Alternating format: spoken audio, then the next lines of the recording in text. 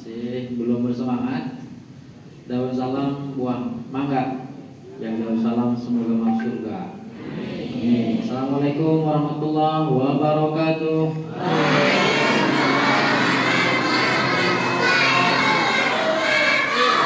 Insyaallah semangat semoga ya, insyaallah. Alhamdulillah wassalatu wassalamu ala Rasulillah wa ala alihi wa ashabihi wa man wala wa la haula wa la quwwata illa billah. Salam puji bagi Allah, karena kebaikannya lah kita dikumpulkan di tempat ini. Kami sampaikan ahlan wa sahlan kepada Bapak Ibu yang sudah melalui proses penerimaan santri PBG Forkid yang cukup lama sebelum Ramadan.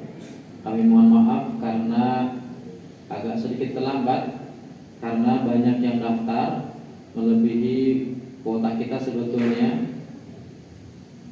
Kurang lebih tercatat sekitar 80 orang Ibu ya. Jadi satu persatu diwawancara, itu cukup menguras waktu yang lama. Jadi sekali lagi kami mohon maaf, akhirnya baru hari ini kita bisa berkumpul dan bisa membersamai putra putri Bapak Ibu untuk belajar di tempat ini.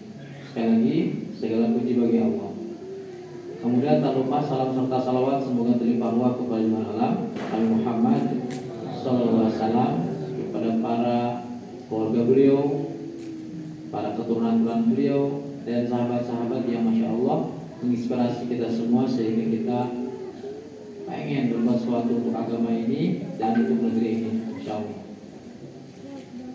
Bapak Ibu yang kami muliakan serta Al-Mukarram Bapak Ketua MUI yang akan mengisi kajian nanti, memberikan kepada Bapak Ibu semua tips-tips bagaimana mendidik anak menjadi anak yang soleh.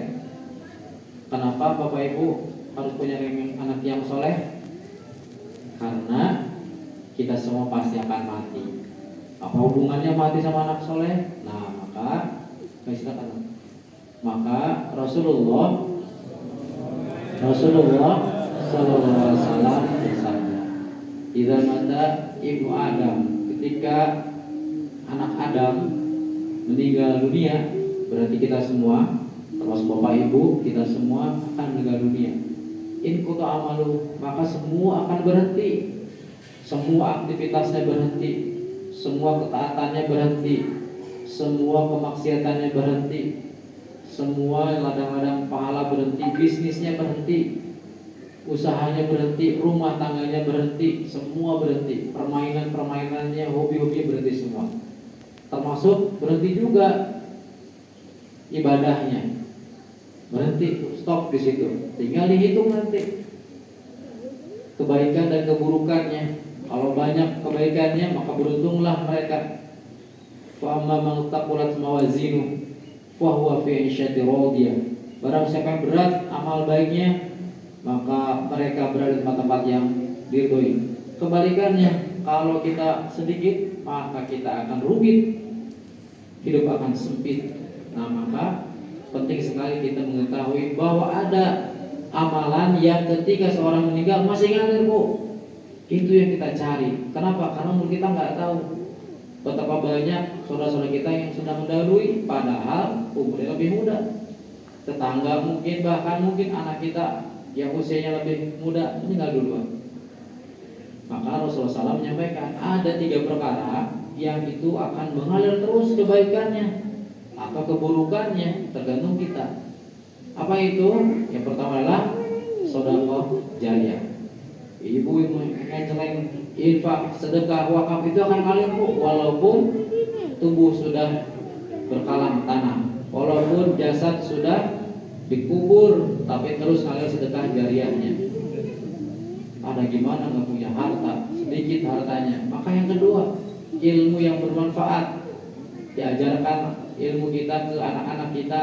Nah, ngaji, nah berangkat ke masjid, nah baca Quran. Itu ilmu yang akan bermanfaat. Ketika kita wafat akan balik pulang. Atau gimana dan nggak bisa, ibu juga baru belajar ngaji, sok titipkan putra putri ibu ke lembaga-lembaga yang akan mengajari putra putri ibu mengenal Tuhannya, mengenal nabinya, mengenal syariat agamanya. Kemudian yang ketiga adalah anak soleh yang mendoakan kedua orang tuanya. Itu yang Kang Halil paham. Jadi jangan disangka anak-anak kita itu adalah beban. Itu yang sekarang lagi banyak ngetren ibu ya Pak, lagi banyak ngetren. Namanya apa? Child free katanya. Bebas anak, nggak punya anak. Jadi nikah itu bukan untuk punya anak, tapi untuk menurunkan hasrat saja. Dan itu sudah banyak. Berawal dari Eropa, bergeser ke Asia, ke Jepang, Korea. Itu rata mereka nggak punya anak, beban anaknya. Tapi tidak bagi Indonesia, bagi orang Islam khususnya. Bagi orang Islam, anak itu adalah apa? Aset anak itu. Anak itu adalah harta yang paling berharga. Tentu harta itu harus disiapkan. Ibarat tanaman, kalau mau panen harus siap melak dulu. Udah melak baru kasih pupuk, ngasih persiapan-persiapan sampai akhirnya berbuah lebat, makalah baru menikmati hasilnya.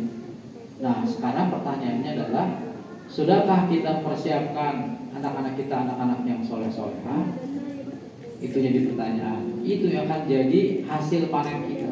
Kalau kita nggak peduli, kita hanya memikirkan dunia anak, nanti kamu kalau udah besar jadi presiden ya, gantiin Pak Prabowo,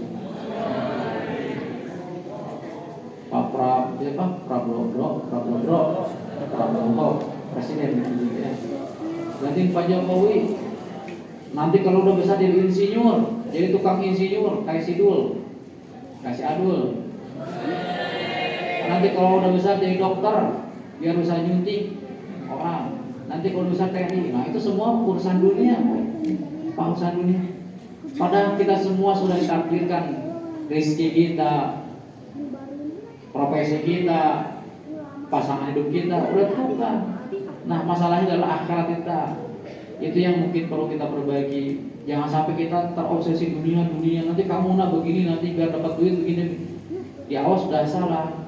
Arahin anak belajar ilmu untuk apa? Nyari dunia. Nanti kalau jadi dokter gede, uangnya sekali suntik 100.000. Bayangkan kalau sehari 100 suntik, semua disuntik kan. Sehat kayak disuntik, bahaya. Kalau enggak ditambahkan, ya. Nah jadi sekali lagi kita kesalahan niat, Bu. Ya, anak-anak suruh belajar niatnya dunia. Padahal Masya Allah ya, ngeri itu ancaman kalau belajar tujuannya dunia.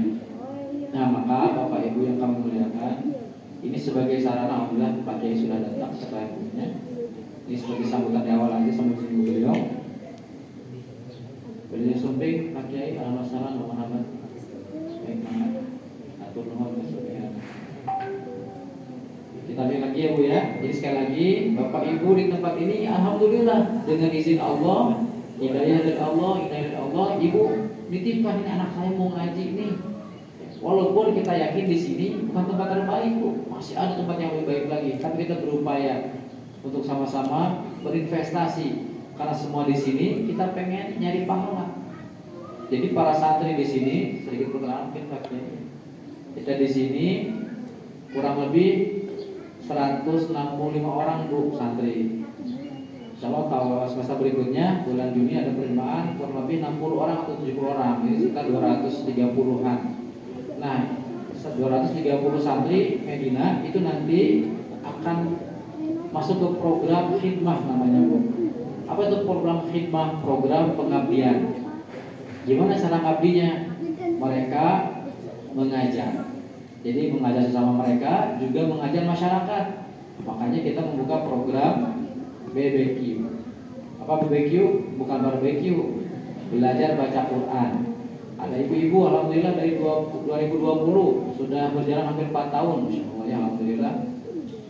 Kurang lebih terdapat 214 ibu-ibu. Sekarang masih nambah lagi. Maka sekali kami mengajak ibu-ibu yang belum bergabung, silakan dari alif-alifan lagi Bu, nggak apa-apa.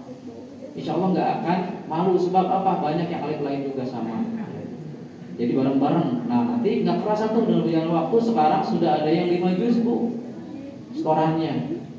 Nah jadi itu yang kita bisa berikan, memberikan khidmah kita kepada masyarakat ibu-ibu. Lalu nggak besar lama, setahun berikutnya kita buka buat bapak-bapak. Tapi bapak-bapak nggak banyak, tercatat 75-80 orang, yang hadir 30. Alhamdulillah segitu juga. Alhamdulillah. Ada bapak yang sudah senior kemarin ikut FMAKI, Pak siapa? Pak Jamal, 62 tahun ikut FMAKI tertua se-Indonesia. 62 tahun, tapi Masya Allah. Kemudian ratusan lama karena banyak masukan, tolong dong anak-anaknya buat, maka kurang lebih sekitar setahun berikutnya kita buka yang buat anak-anak, BBQ for Kids. Nah, BBQ for Kids maka dibuka angkatan 1, 2, dan 3. Sekarang putra putri bapak ibu angkatan ketiga, alhamdulillah. Walaupun sekali lagi dalam perjalanan banyak rintangan, banyak yang akhirnya menyusut itu sunatullah. Nah tapi tercatat ya sering hadir kurang lebih 100 orang kurang lebih. Total berdasarkan administrasi ada dari 200 orang, ya, termasuk yang angkatan yang ketiga. Nah bapak ibu yang kami lihat, ini bagian visi kita, jadikan anak-anak kita sebagai ladang apa bu? Pahala. Sekali lagi bapak ibu, anak bapak ibu bukan beban, walaupun bandel yang punya, walaupun nyoret-nyoret tembok, walaupun rusak itu bagian bumbu-bumbunya. Nanti ketika dia sudah jadi anak soleh-soleh, apalagi hafidh-hafidhoh, itu Masya Allah jadi aset berharga buat bapak ibu. Bukankah Rasulullah SAW menyampaikan bahwa seorang anak yang hafal Quran, mengamalkan Al-Qurannya akan memberikan syafaat buat orang tuanya, memberikan mahkota cahaya, Tijanul Karomah, Libasul Karomah, diberikan untuk orang tuanya, bahkan 10 orang yang dia cintai. Nah maka sekali lagi bapak ibu, ini sebuah proses. Sebagaimana ibu nanam tanaman, perlu proses. Padi aja buat menikmati hasilnya perlu 3-4 bulan. Pohon durian 4-5 tahun. Ini anak kita sampai akhirat, maka butuh waktu yang cukup panjang, butuh kerjasama. Nanti insya Allah Pak Kiai akan menjelaskan kerjasama antara lembaga dengan orang tua yang akan menghasilkan kebaikan buat anak-anak kita ke depan insya Allah. Kemudian bapak ibu, untuk yang pengajar sendiri sekali lagi dari santri mungkin kita, maka kami mohon maaf sebesar-besarnya apabila dalam proses pendidikan banyak kekurangan, sebab para santri mereka juga masih belajar, sehingga mohon kerjasamanya ketika ada kekurangan tabayun dulu. Misalkan anaknya cerita, bu aku tadi dipukul sama tetehnya misalnya, maka tabayun dulu ya, sebab banyak kejadian seperti itu, ditodel kemudian bilangnya dipukul, akhirnya jadi masalah sama orang tuanya. Ini gimana sih pengajar? Nah, padahal perlu tabayun dulu seperti apa. Maka tolong nanti kedepannya ada proses tabayun antara para wali dengan para pengajar BBQ4K. Bapak Ibu yang kami hormati sekali lagi, ini bagian dari visi Medina, yaitu untuk menciptakan generasi Qurani. Maka tidak cukup dengan internal pondok saja, maka kami mengajak para masyarakat untuk bareng-bareng ngaji, dan alhamdulillah sudah berjalan 3 tahun, untuk tahun ketiga berarti sekarang untuk yang BBQ4K ini.